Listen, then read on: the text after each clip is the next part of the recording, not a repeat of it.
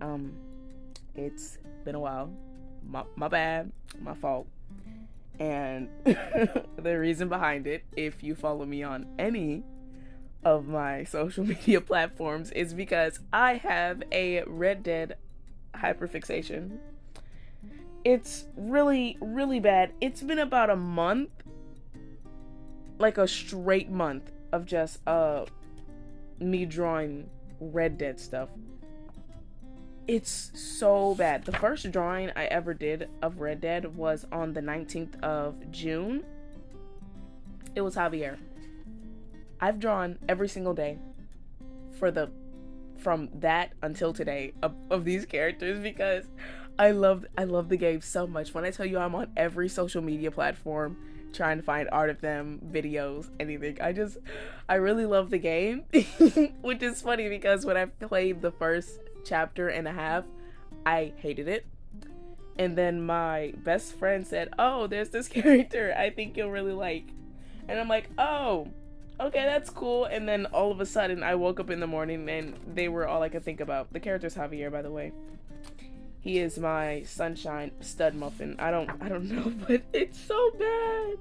It's so bad. That's why I haven't been making a video, because I've been so focused on just trying to just trying to get a bunch of art ideas out. I've been writing about it, reading about it, drawing obviously about it, making videos about it. Like, I wish I was joking when I tell you that this fixation has taken a toll of my life. The sound of rustling paper in the background, that's me flipping through my sketchbook. I can't count every drawing I did because I did some digitally, and even though I have them all in the same sketchbook, I'm not counting that. But I have 17 spreads. 17. And I'm working on another one right now, so technically 18 spreads of Red Dead art. And I consider a spread to be just like a whole page of the character, so yeah, that's a lot of art. And I am not only have I been drawing the characters, not the characters like everyone, it's mostly Javier, Dutch, and Kieran. Those are like my top 3 favorite characters in that order specifically. I am getting violently off topic, and I probably will for the rest of this video, but the art I'm doing in the background is of my Red Dead Redemption OC.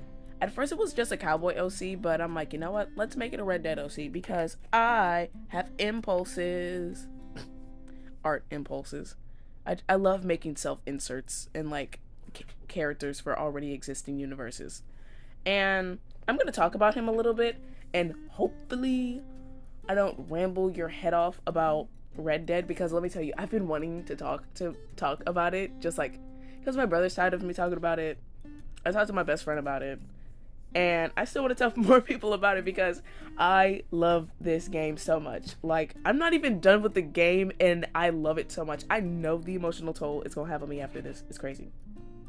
Also, don't ask me for painting tips.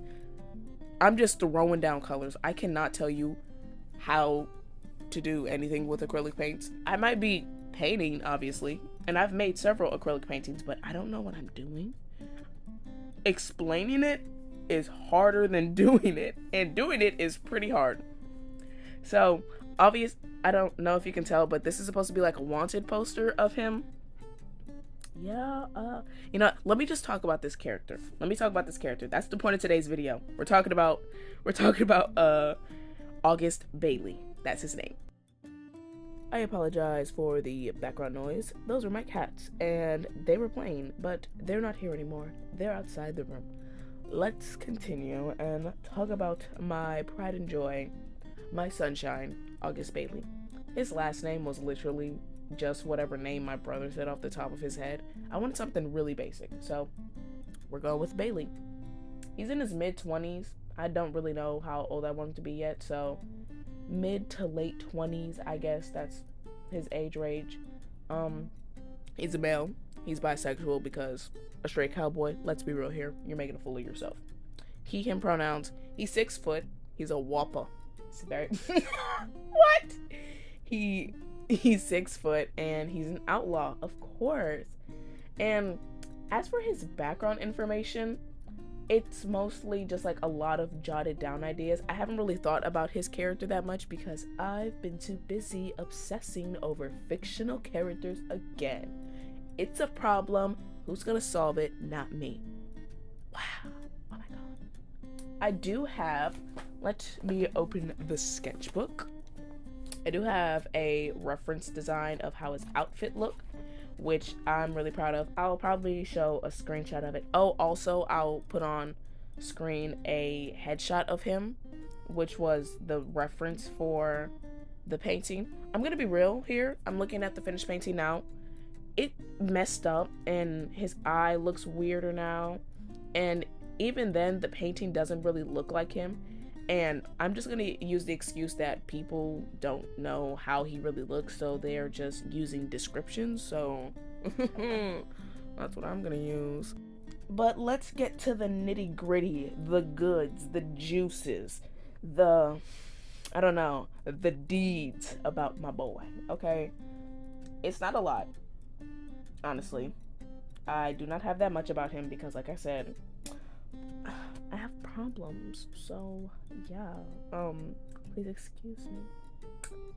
But the first oh my god, the first fact about him is that he has jaundice. Okay, hear me out.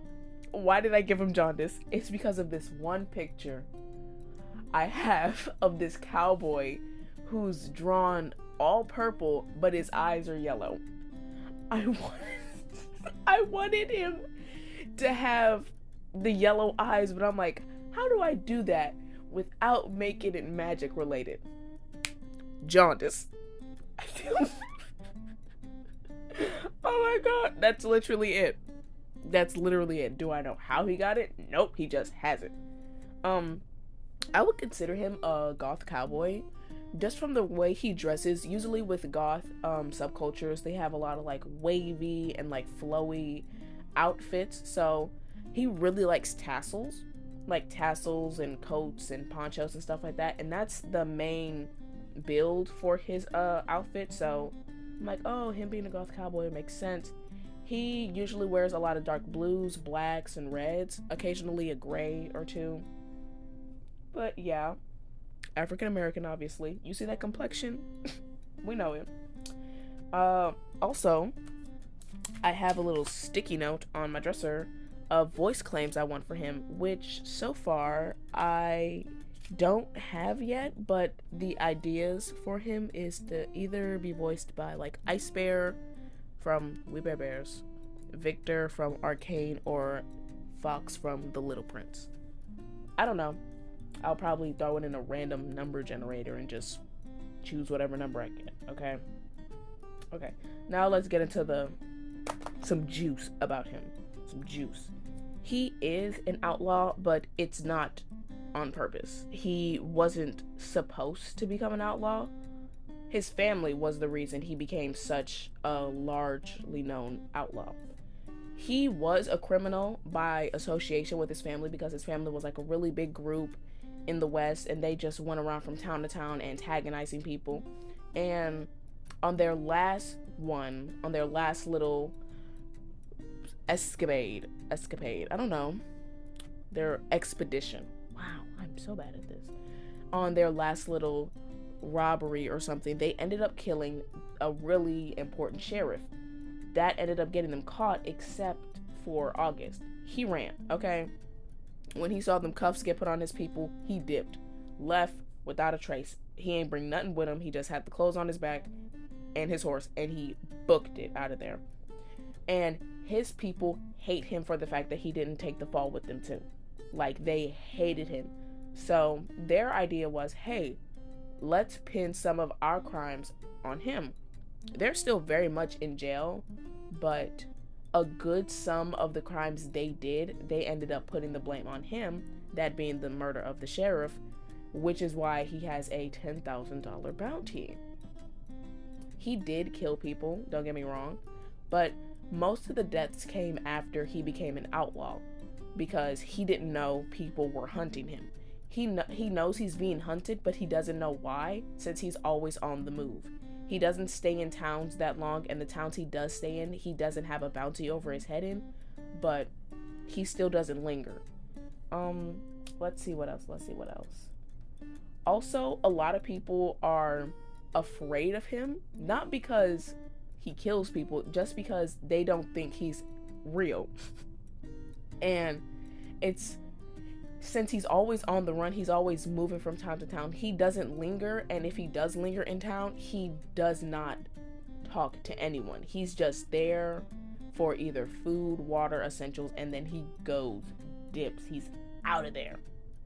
And since he wears a lot of loose layers, it looks like he's a ghost when he rides, which is when I gave him the coolest nickname ever. They call him Phantom, okay? He wears a lot of loose layers, and his eyes do glow yellow in some instances, and it freaks people out. So not only is he feared because he has a huge bounty, but because people think he's a ghost. Come on, that is so cool. I thought really hard about this, y'all.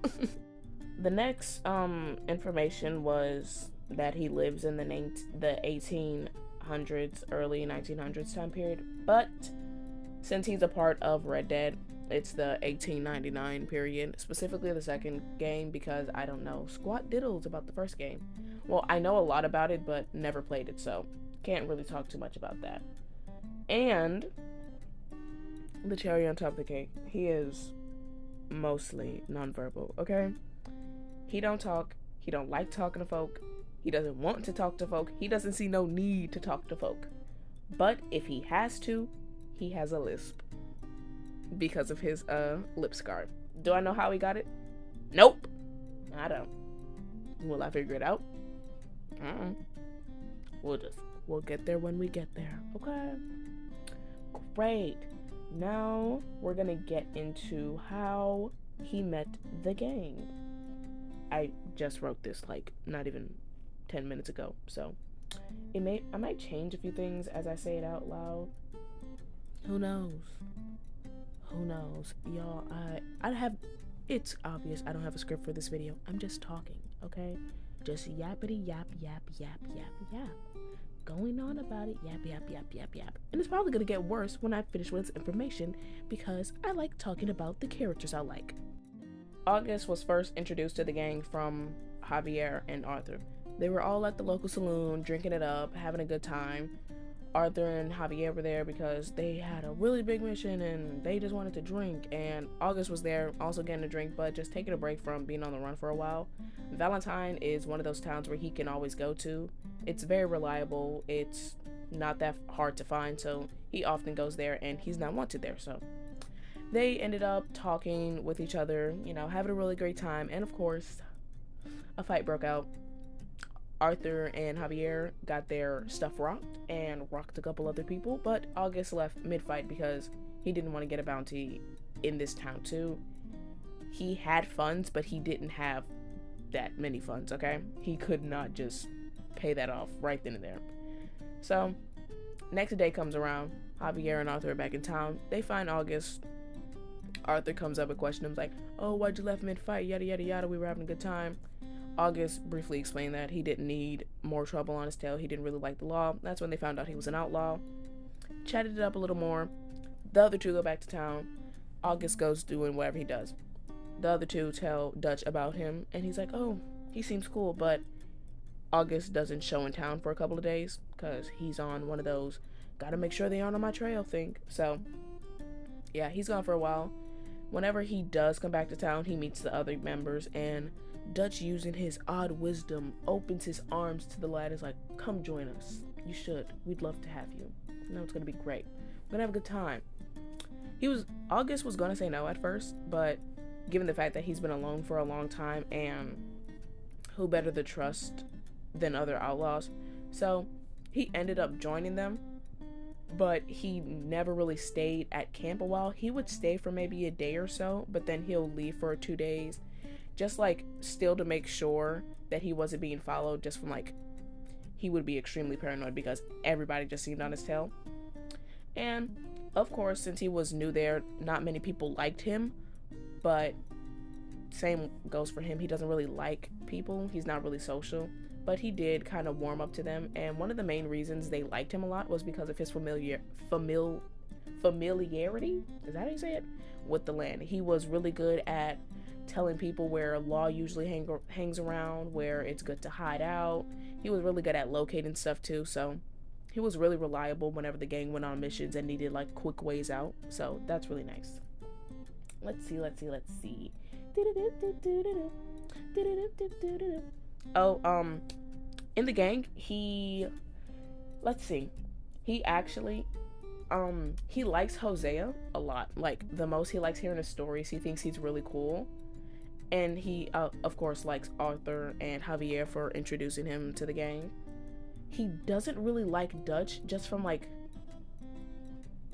being in camp. He's seen the way Dutch sometimes acts, so he's, like, really iffy with Dutch, but he keeps it to himself because he was the man who brought him in, so he was obviously gonna respect him. And, of course, because I'm a hater of Micah, he don't like Micah. And yeah, that's my boy. That's my son, my pride and joy, if you will. I like him a lot. Before the video ends, I want to talk about how much I like Javier and Dutch's relationship. And it's not because it's a perfect relationship, it's because it's flawed.